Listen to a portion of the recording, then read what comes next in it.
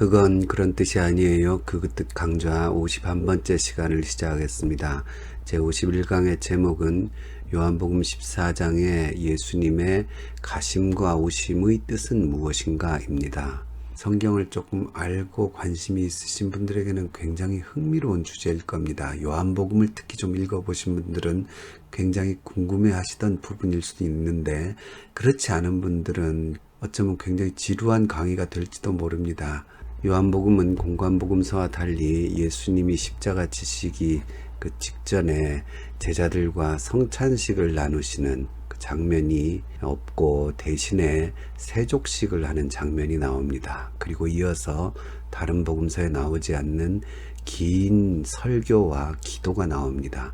요한복음 13장에서부터 17장에 이르는 이 긴 부분은 굉장히 비중도 크고 요한복음의 중요한 부분이라고 할 수 있고 동시에 상당히 어려운 부분입니다. 여기서 예수님은 제자들에게 자꾸 본인이 어디로 가신다 그러고 또 다시 오신다고 말씀하십니다. 이 어디로 어떻게 언제 가시고 또 어떻게 언제 오시냐 하는 문제가 여러 가지 논란을 일으킵니다. 왜냐하면 시간이 막 얽혀 있어요. 그래서 그 당시에 제자들도 이 문제에 굉장히 당황했고, 마찬가지로 오늘날 이 사건을 요한복음을 통해 보는 우리들도 그걸 명확하게 푸는데 큰 애로를 가지고 있습니다. 일단 요한복음 13장 33절에 보면 예수님께서 작은 자들아 내가 아직 잠시 너희와 함께 있겠노라. 너희가 나를 찾을 것이나 일찍이 내가 유대인들에게 너희는 내가 가는 곳에 올 수 없다고 말한 것과 같이 지금 너희에게도 성경에는 그냥 이르노라 이렇게 되어 있지만 뭐라고 나오겠습니까? 너희도 내가 가는 곳에 올 수 없다고 말한다. 이런 의미죠. 그러니까 정리를 하면 지금 잠시는 너희와 함께 있겠다. 그런데 잠시 후에는 너희가 나를 찾아도 유대인들도 거기에 못 오고 너희도 거기에 못 올 거라고 내가 지금 말한다. 이런 뜻이죠.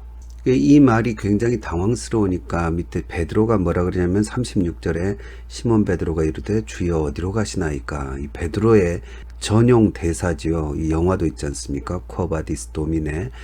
어디로 가시나이까. 그랬더니 예수께서 대답하시되 내가 가는 곳에 내가 지금은 따라올 수 없으나 후에는 따라오리라. 이렇게 말씀하십니다. 그러니까 지금 예수님이 어디로 가신다는데 그 가시는 곳이 문제예요. 이거를 여러 가지로 볼 수 있습니다. 1차적으로는 십자가에 죽으시러 가신다. 이렇게 볼 수 있죠. 하지만 완전한 정답은 아닙니다. 왜냐하면 그 십자가에 죽으시는 장소에는 요한복음의 저자인 요한이 거기에 따라갔지요. 그렇기 때문에 그 십자가 아래에 생생한 증언을 남기면서 그중 한 군인이 창으로 옆구리를 찌르니 곧 피와 물이 나오더라. 이를 본 자가 증언하였으니 그 증언이 참이라. 그러면서 요한복음의 저자가 본인이 직접 목격했다고 요한복음 19장 35절에서 밝히고 있죠. 그렇기 때문에 그 십자가 지시는 골고다 언덕에 너희는 못 온다 이런 뜻은 아니고요.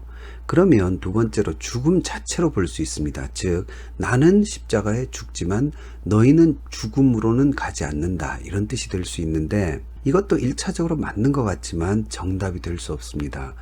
지금 예수님이 말씀하시는 너희가 나를 찾지만 내가 가는 곳 거기에 못 온다고 말씀하시거든요. 너희가 못 온다는 게 죽음 속이 아니라는 겁니다. 어떤 장소를 지금 계속 말씀하세요. 죽음은 그 장소로 가는데 필요한 과정일 뿐입니다. 그래서 죽음 자체가 정답이 아니라는 거죠. 사실 이에 대한 정답은 본문에 이미 나와 있습니다.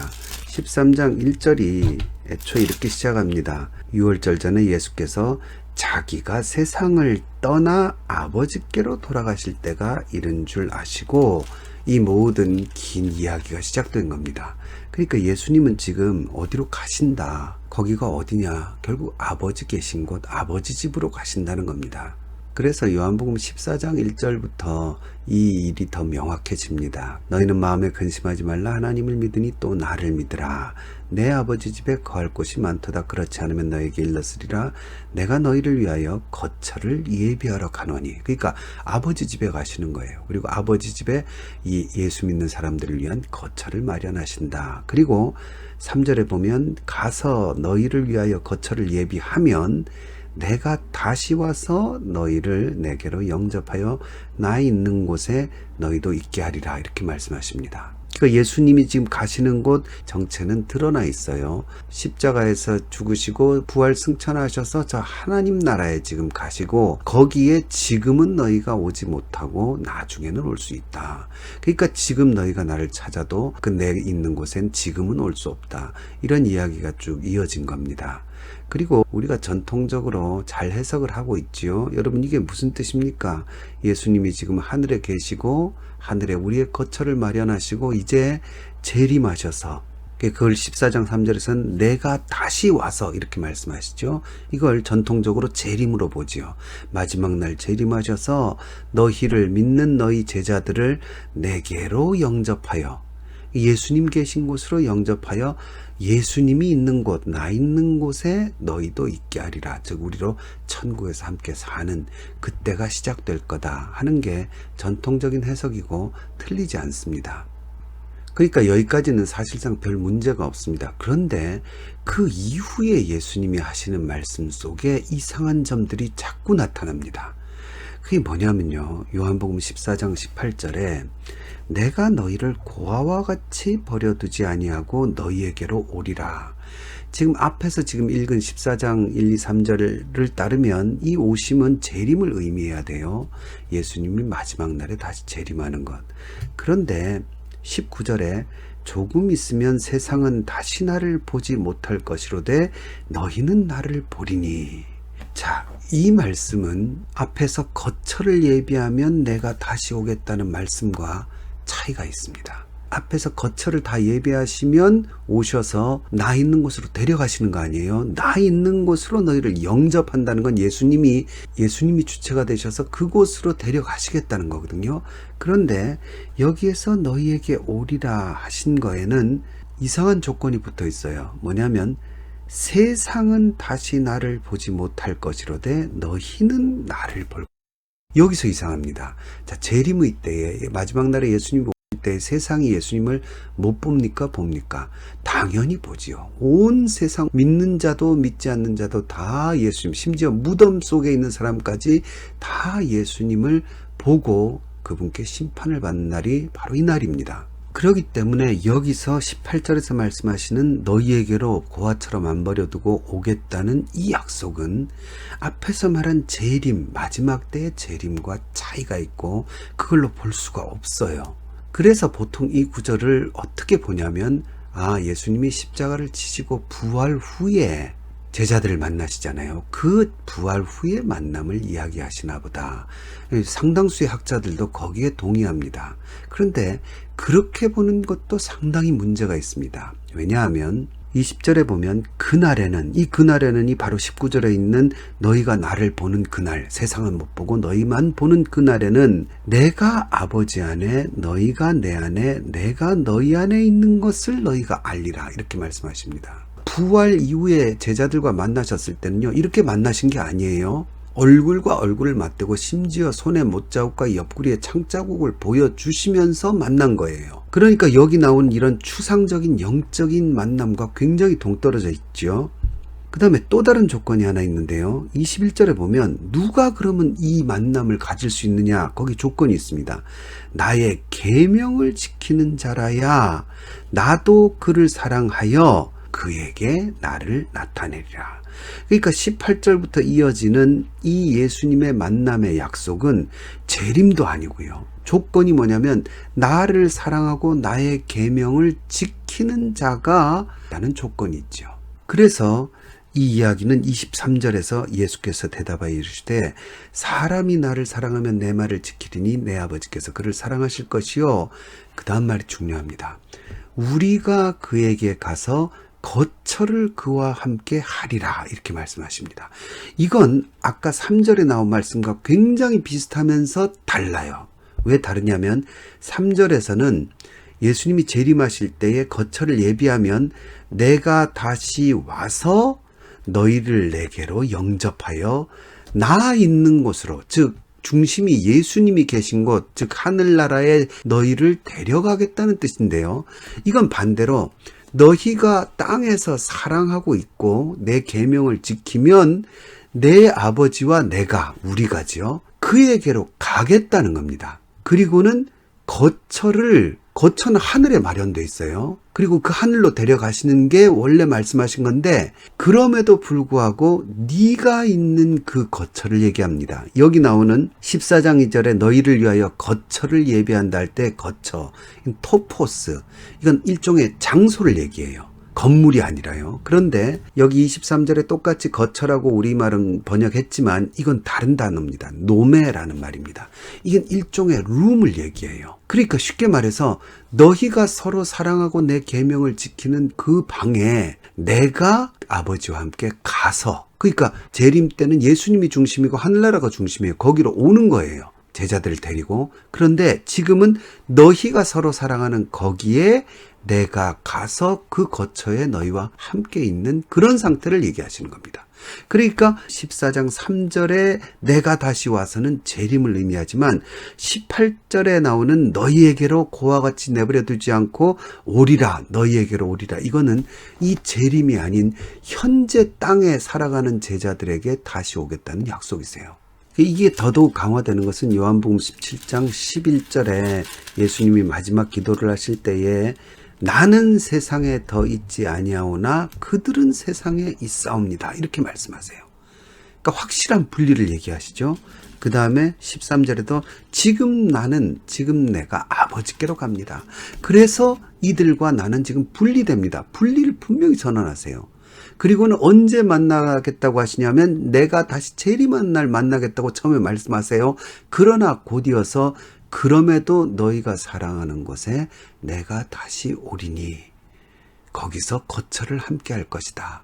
그래서 너희는 나를 보고 알고 그러나 세상은 알지 못한다. 그리고 그 만남의 양식은 어떻습니까? 내가 아버지 안에 너희 내 안에 내가 너희 안에 있는 것을 보고 아는 상태. 추상적이고 영적인 상태죠. 그 만남을 지금 여기서 말씀하시는 겁니다. 그러면 여기 나오는 이 두 가지의 만남은 분리되었다는 것을 확실히 우리가 알 수 있고요. 동시에 성경을 좀 아시는 분들은 금방 느낌이 이제 오실 겁니다. 예수님이 지금 여기서는 무슨 말씀을 하고 계시느냐? 그 바로 위에 14장 16절에서 이미 말씀하신 거죠. 내가 아버지께 구하겠으니 그가 또 다른 보혜사를 너희에게 주사 영원토록 너희와 함께 있게 하실 거다. 여기서 나오는 게 보혜사 성령님 개념입니다. 그래서 지금까지 우리가 살펴본 이 예수님의 영적인 이 땅에서의 만남, 그 만남과 병행을 이룹니다. 왜냐하면 17절에 그는 진리의 영이라 세상은 능히 그를 받지 못하고 보지도 못하고 알지도 못한다. 아까 말씀하셨죠. 예수님이 다시 너희에게 나를 나타내고 너희에게 오는데 그때 세상은 다시 나를 못 본다. 딱 병행을 이루죠. 그러나 너희는 그를 아나니. 그럼 여기서 성령님과 예수님이 치환이 되는 거죠. 동일하신 분으로 이름은 다르고 인간의 글로 서술할 때는 자꾸 분리돼 보이지만 결국 예수님이 뜻하시는 것은 성령이 너희에게 오실 건데 그게 곧 내가 너희에게 간 거다.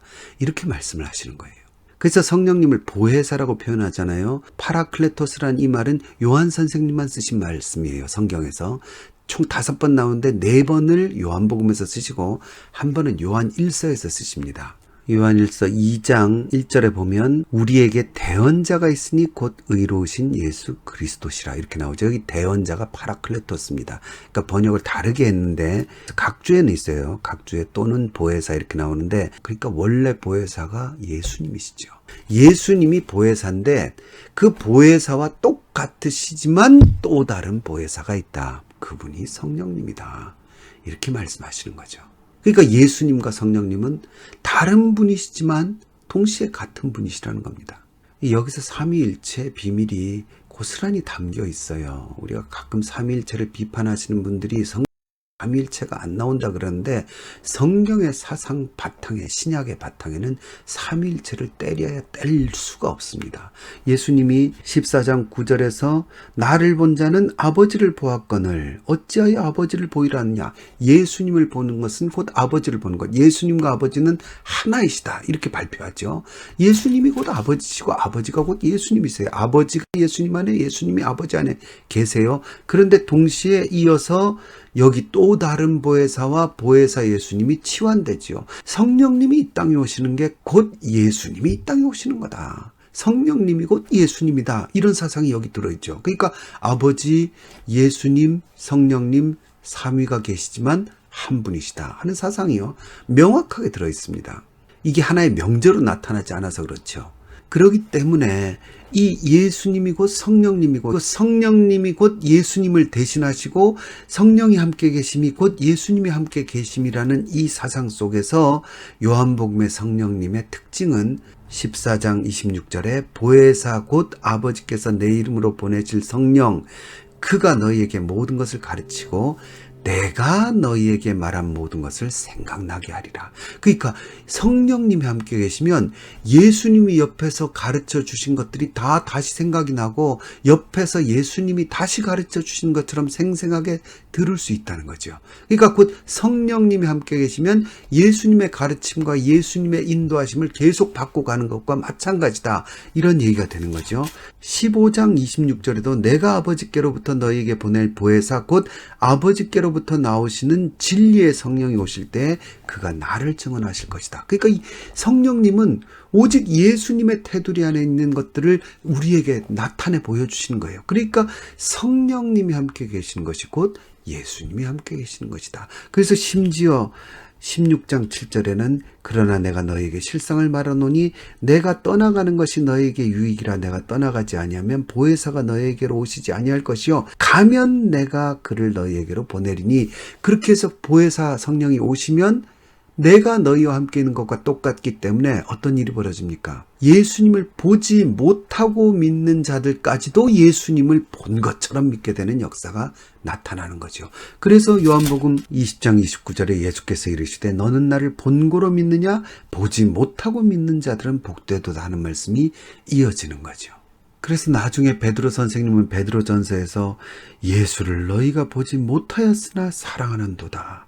이제도 보지 못하나 믿고 말할 수 없는 영광스러운 즐거움으로 기뻐하니 믿음의 결국 곧 영혼의 구원을 받음이라. 참 신기하다. 나는 예수님 받고 예수님과 함께 살았기 때문에 안 믿을 수가 없는데 너희는 예수님을 믿지도 않았는데도 예수님과 함께 있는 것처럼 그분을 사랑하고 그분을 따르고 그분을 찬양하면서 믿음의 구원을 얻는 놀라운 일을 내가 보니 참 신기하다. 예수를 보지도 않고 너희가 사랑하는구나. 이 베드로의 감탄하는 말이 여기까지 이어진 거죠. 이 모두가 뭐냐?